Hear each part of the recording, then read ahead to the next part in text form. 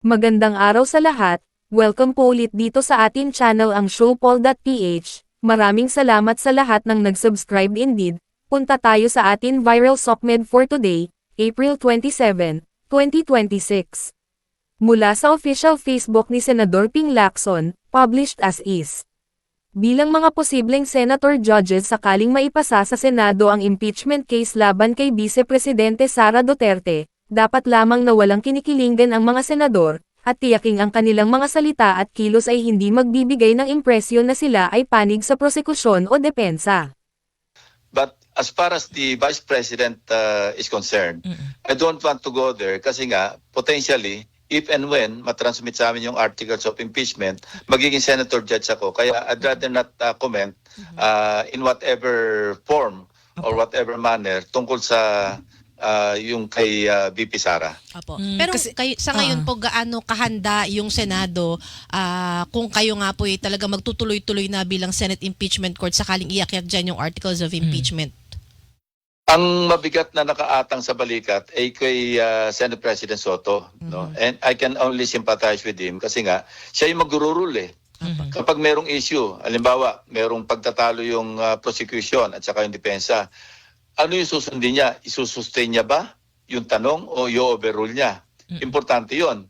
Kasi kung hindi siya maalam, kaya nga sabi niya, nag-aaral na siya, nagka-crash course siya tungkol sa rules of court.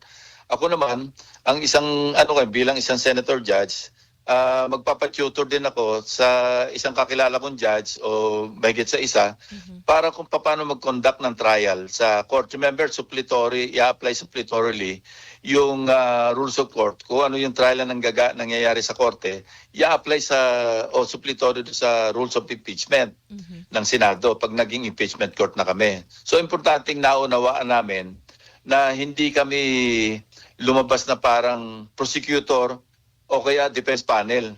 Okay. Kailangan kami, nakikinig lang kami doon sa pagtatanong ng prosecution team at pagkukross-examine ng defense doon sa prosecution witness and vice versa.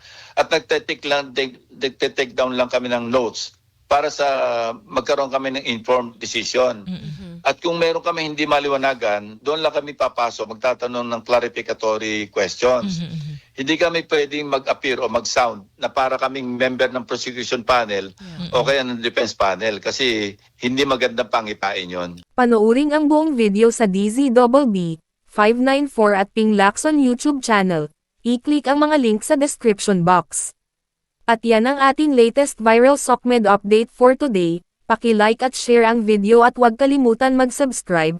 I-click ang notification bell for more viral SOCMED updates at suportahan po ang ating Facebook page. Maraming salamat sa lahat ng nag-subscribe indeed. Magandang buhay sa lahat. Shukran.